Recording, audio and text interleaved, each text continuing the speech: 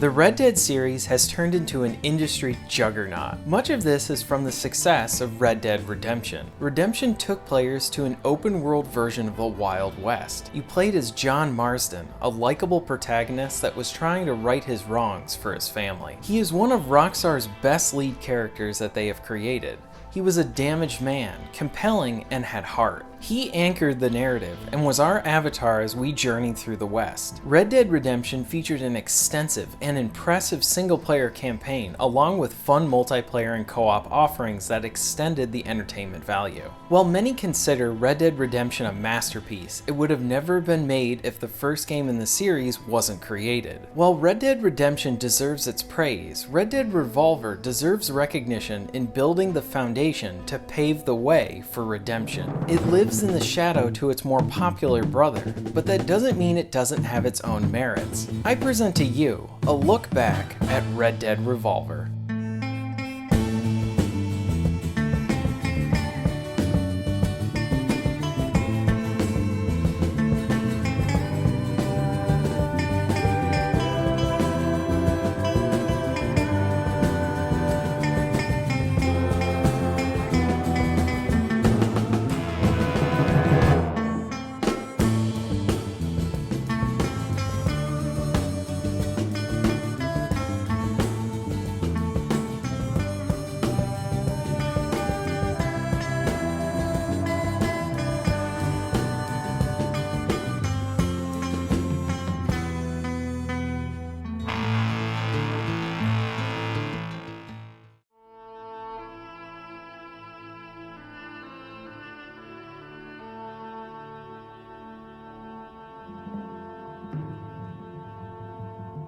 In 2002, Capcom presented Red Dead Revolver at E3. What was presented was a third-person shooter set in the Old West. The game would have a focus on high arcadey action. The trailer even showed the evidence of an early cover system in use. Western games, especially for the time, were a risk for companies to take, so this was particularly interesting that we saw a Wild West game being introduced at this time. This would not be the final version of Red Dead Revolver. Over the next year, Revolver would be shifted around. The following year, Capcom dropped funding for the project. The developers, Angel Studios, were caught in the middle of being bought by Rockstar Games. As Revolver caught the attention of many gamers, it also caught the attention of Rockstar. Rockstar liked what they saw so far, but the game was in an unfinished state. Rockstar acquired Angel Studios and they were rebranded to Rockstar San Diego. As a part of acquiring Angel Studios, Red Dead Revolver came with them to Rockstar. Work continued as the developers completed Revolver. Many elements began to be reworked as part of the rebranding. The narrative and story elements were polished and reworked for this new version. The same can be said for the controls and gameplay mechanics. While Rockstar's Red Dead Revolver had some of those arcadey roots, many of them were toned back or removed for the final product, like the enemy's health bars and a less busy HUD. Rockstar's reputation of having a dark tone and grit is seen in the final product, but the final game does retain some of the over-the-top action, especially within the boss fights. There were some levels featured in the Capcom version, like the snow level, that presented a nice change in the environment, and some nice beauty to the environment too, especially with the snowfall. But this was not a feature in the main story mode of Revolver. This definitely poses the question as to what Capcom's version would have played like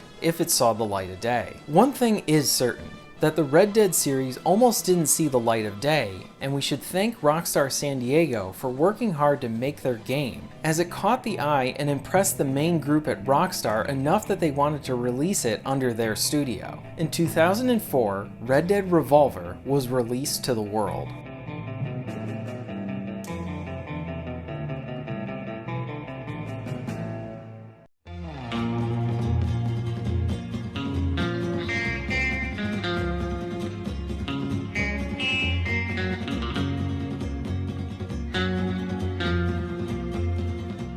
The setting is the Wild West. The game has a simple opening featuring a younger version of our main protagonist, Red. His father, Nate, has returned home to his wife and son, and Nate shows off a new 6-shooter that he has and presents Red with his own. Red is excited to test out this new gun, so he heads down from his home to fire at some targets.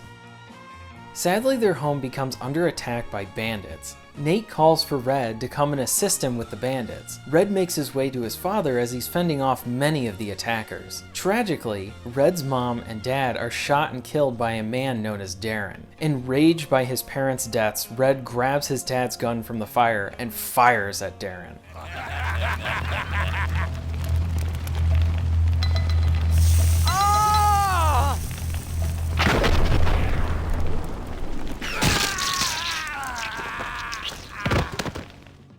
After a few years, we find Red in a different place. Red has become a man who would rather let his guns do the talking, which really does work perfectly for his profession of bounty hunting. Red encounters a gang and defeats all the members and then plans to collect on the bounty in the town of Widow's Patch. In this town, Red is provoked into another fight when a gang member shoots his dog. He doesn't take too kindly to them shooting his dog and begins to go to work on the other gang members. During the fight, the sheriff is hurt and needs medical aid. Red helps the sheriff to get to the town of Brimstone to see a doctor. The two take a train to Brimstone and the train is attacked by robbers.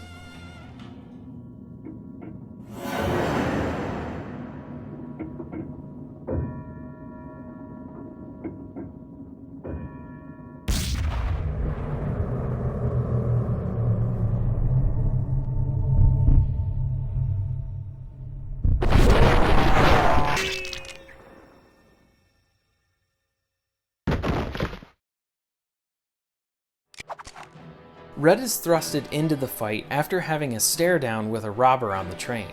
He makes his way through the whole train, shooting all the bandits there, being able to secure his passage to Brimstone. The two safely make it to Brimstone. Red makes his way to the sheriff's office where he meets Sheriff Bartlett and he asks him to take care of some criminals that have bounties on their heads. The first encounter takes Red up against a crew of evil traveling circus people. Here, Red rescues Jack Swift. Jack is an all-around gentleman and badass. The two help each other out, defeat the circus crew, and then they go their separate ways. The main story takes a brief detour as we see the narrative shift to Jack Swift's perspective as he takes out the rest of the gang. Meanwhile, Red seeks out another gang in the canyons and another in the graveyard. After Red finishes the jobs, he returns back to the sheriff's office to collect on his bounties. The sheriff informs Red that the caravan carrying the town's gold has not arrived, and thus Red can't get paid. Red makes his way to the bank where he bumps into Annie. To get more information, Red follows Annie back to her home to talk to her. Annie reaches her ranch and it's under attack and she must fend off a bunch of bandits. Annie fends off the attackers and saves her farm. Red meets up with Annie after this, where Annie tells Red to head back to the town saloon to find out about the missing caravan. At the saloon, Red starts asking about the wagon, but everyone there refuses to tell him anything, so a bar fight breaks out. We ain't telling you nothing, stranger. Near as I can tell, we ain't even talking to you. Take a walk. Answer my question, and I'll be on my way. Well, shut up. Don't tell the stinking prairie dog nothing. Ain't that right, Sam? I reckon so.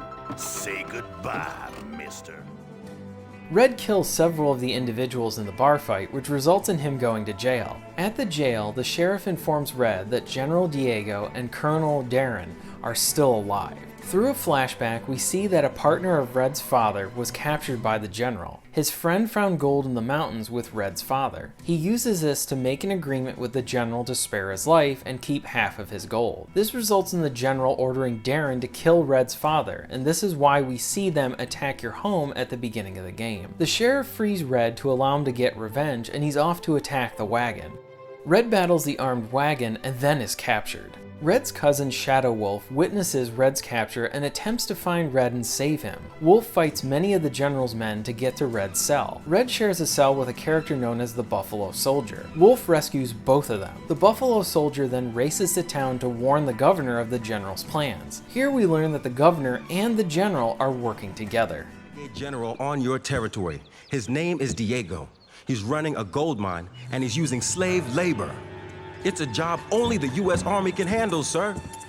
He has an army and a fort, too.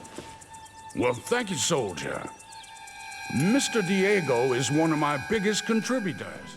Meanwhile, Red and Shadow Wolf plan to attack the general's base. They battle against an army of soldiers, and then Colonel Darren shows up. He severely injures Shadow Wolf, and Red manages to defeat Darren, but Shadow Wolf ends up dying from his injuries. Red pursues the general and attacks his train. Red defeats the general and heads back to Brimstone. Here he meets back up with Jack and Annie. He joins the town's battle royale and participates in a few showdowns. It is here we learn that the governor is the one who betrayed his father and ended up getting Red's parents killed. I'll give you that. But of course you'd have to be to live through what you did. Still, I'm afraid that we're gonna have to end right here and now what we should have ended so many years ago. Isn't she a beaut? Yeah! Can I hold it? She's one of a pair, only two in the whole world. Where's the other one? The other one. The other one. Red leads an all-out assault on the governor's home. Jack and Annie support him in his crusade. The trio fight legions of troops. Red eventually meets up with the Buffalo Soldier again, and then Red encounters the governor and kills him. Sadly, Jack didn't survive the fight. The sheriff informs Red that people will be looking for him since he killed an elected official. The sheriff offers Red his bounty money that he's earned, but instead he decides to walk off into the sunset and tells the sheriff to give the money to his friends. Overall, the narrative is a fun one that has that classic Western mold of the main character seeking revenge. While the characters never get in depth, there is a likability and a sense of presence when they are on screen. Red is a man who prefers actions than using his words, and this can be seen in many of the cutscenes. When I first played the game, I was pleasantly surprised about the changing of characters a few times throughout the narrative. Since the levels were short, they didn't really feel like they hurt the pacing of Red's story, but rather enhanced the world building, and it kept showing how Revolver was bigger than just Red. Jack Swift is a character who commands the player's attention, and I would have loved a prequel expansion story featuring him in his own campaign. Jack, who is a rather interesting side character just in how he acts and speaks, but he dies off screen, and I wish at the very least we saw him going out fighting in a cutscene, or better yet, have the player experience his final stand as he tries to help out Red in the final battle. One thing I liked about the narrative is when the player gets to control the general. This is the part of the game that could have just been a cutscene as we learn about the secrets as to why Red's father was killed, but the game allows the player to control one of the villains and then we are treated to those cutscenes. It's a small thing that I appreciated. One of my favorite character moments in the story comes from when Shadow Wolf dies. He is Red's Native American cousin and died helping him defeat Colonel Darren's men. I like how the cutscene following Wolf's death shows Red taking Wolf's knife and then sticking it into Darren's chest. Red makes a comment saying that his people will remember him as a great warrior. It's a small moment, but it shows the respect that Red has for his cousin.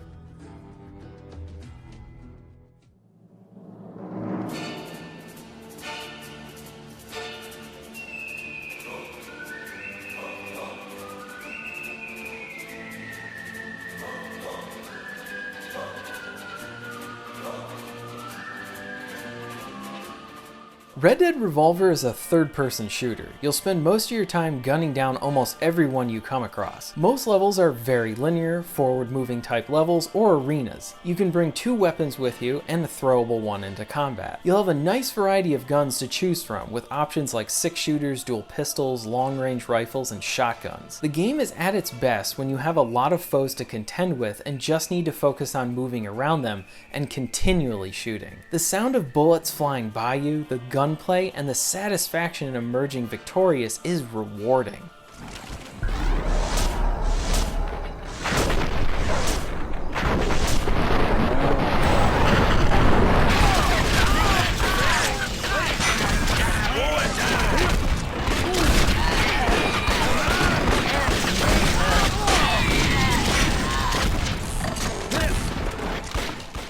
There are some nice details that further the impact of the gunplay.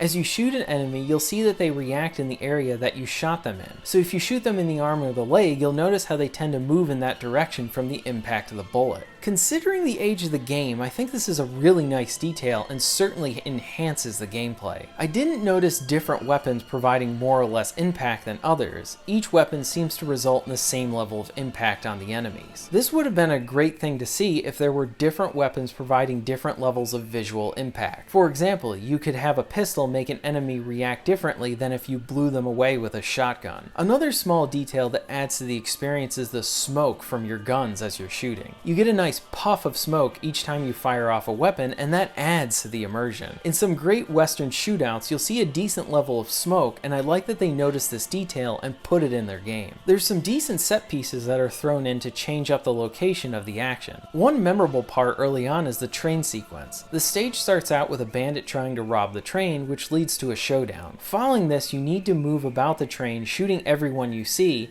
and at one point trying to dodge obstacles while getting in front of the train. While the jumping controls paired with the obstacles can cause frustration, a neat aspect of this is that if you get hit off the train, you can try and get back on the train before the train gets away. When I first fell off the train, I thought I was going to be met with a game over screen, but instead my character hit the ground and got right back up. So I was curious if I could get back to the train. So I quickly looked for a place to jump up onto, and to my surprise, I was able to jump right back on the train and continue the sequence. During this time in the games industry, it wasn't out of the ordinary to expect to hit a game over screen if you fell off. This was a nice detail that made the sequence that much better, and the act of falling off and trying to get back on made it more thrilling and rewarding when you got back on that train. Overall, the sequence is rather enjoyable, and it fits well with experiencing those classic Western action sequences. While shooting, you'll be primarily moving around trying to dodge your opponent's fire. You can jump and roll out of the way while having the ability to take cover behind objects. There is a really early version of using cover mechanics that we see as a normal component of third-person shooters today. The cover is useful during some of the situations where the enemies are further away and you need to pick them off, or they're in cover themselves and you're trying to make sure that you're not out in the open. The cover system is also clunky and stiff. While the inclusion of cover is appreciated, you'll find it more useful to be continually moving rather than staying in one spot, though it does allow for you to change up stuff on the fly if you need to adjust your playstyle. This plays into the game's health system too. Revolver uses an old system of not having any regenerating health, but rather relying on health pickups. Since you don't have regenerating health, you're encouraged to move about the level more and get in close with many of the enemies, especially since many of the defeated enemies will drop those useful health pickups. This health system paired with the combat means you'll usually be in a fight rather than waiting for your health to regenerate so that you can get back to the action. In addition, you can shoot the health pickups and they will refill your health just like picking them up. This can be really useful if there's a health pickup near a group of enemies and you don't want to charge in there, potentially dying while trying to get more health. The cover system helps to provide an additional option during combat. There will be situations where you've taken too much damage and no one has dropped a health pickup for you to grab. And sometimes those situations will have decent cover setups so that you can then hang back and pick off enemies from far away. The TNT can be some of the most fun you'll have in the combat, as throwing them and watching your enemies bounce about the level is satisfying.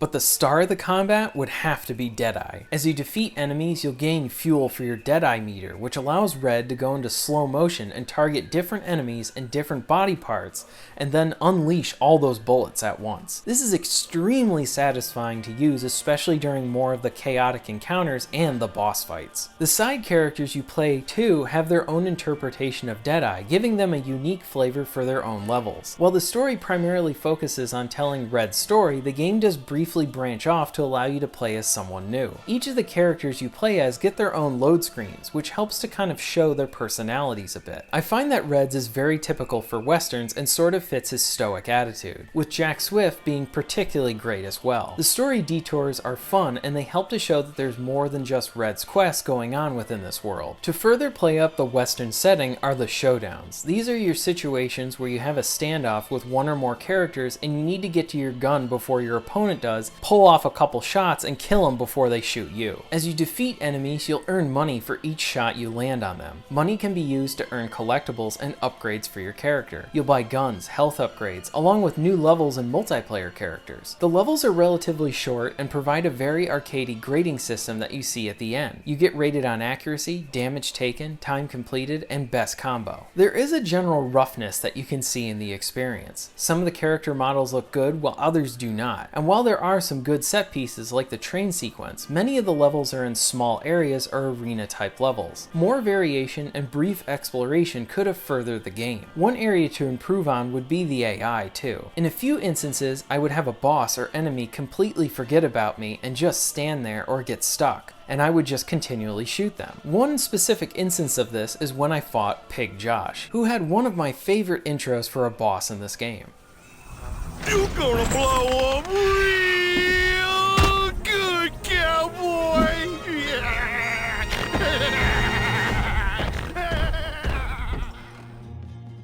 Towards the end of the fight, he ended up standing still and not trying to engage me. To go along with this, I do think the game had some bullet spongy enemies. These were more annoying than really hurting the experience. Another odd aspect of the game is that as you used your guns, they would wear down. This would affect how well they were when you shot them. Between levels, you could repair them for a small fee, but I never ran into a situation where I didn't have enough money to pay for repairs. I always had too much money on hand and the repairs just didn't cost a lot. As a result, I don't think this repair system needed to be in the experience. I do think this could have been a great opportunity to make us think about what guns we needed to have in combat and whether they were worn down or not, or if we should save up money to repair them or buy something new. The melee and punching is also an area of clunkiness, with punching being odd to connect with enemies and in some cases totally missing the individual you're trying to hit. Thankfully, this is not a core component of the game, and while I enjoyed Revolver putting me into a western bar fight, I do think the enemies were very spongy within that encounter. There is some frustration that can come from some aspects of levels. The level where you get to control the general, you'll have to dodge cannonballs. If you get hit by them, you do several backflips until he finally decides to stand up and then you regain control of your character. Sometimes when you get hit by one, since it takes so long to get you to stand back up,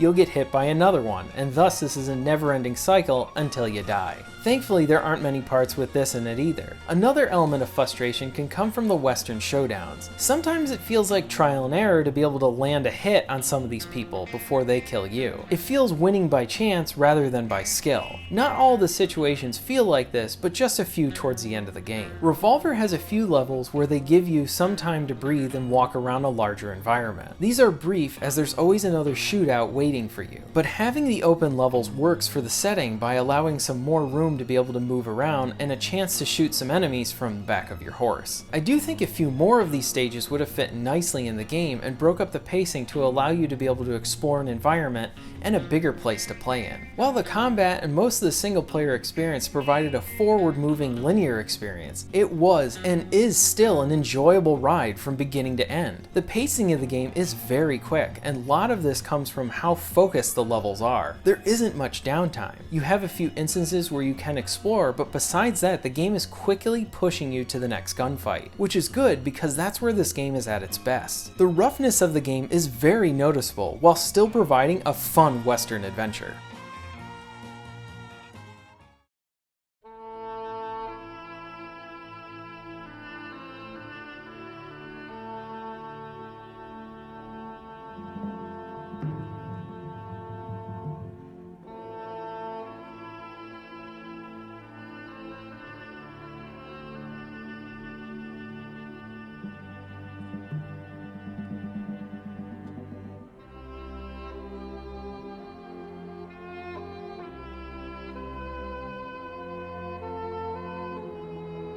Red Dead Revolver isn't a perfect game, and at times it can have the polish of an aged gunslinger. Not in his prime, but still puts up a good fight. What Revolver lacks in polish, it makes up for in heart. As you experience Rockstar's first efforts into the West, you can see those moments of greatness that weren't fully realized yet, especially when you take into consideration that this was a project that almost was cancelled, but ended up being saved and putting Red Dead on the map. When the gunplay is in full swing, with bullets flying around you, the game can be a fun Western shoot-'em-up romp. Whether filling an enemy with bullets from your shotgun, picking off an opponent from far away, or running in all guns a-blazing with your dual 6-shooters, there's an arcadey rush that comes over the player when all of this is working. And for the most part, the game does just that. The Deadeye further extends the empowerment and immersion by allowing the player to put themselves in the shoes of a gunslinger. While the story and characters are entertaining, the more interesting story is how Rockstar save this game from being lost to time, and created a sequel that bettered what came before through learning from and respecting the first game. Red Dead Revolver is the unsung hero that paved the way to redemption.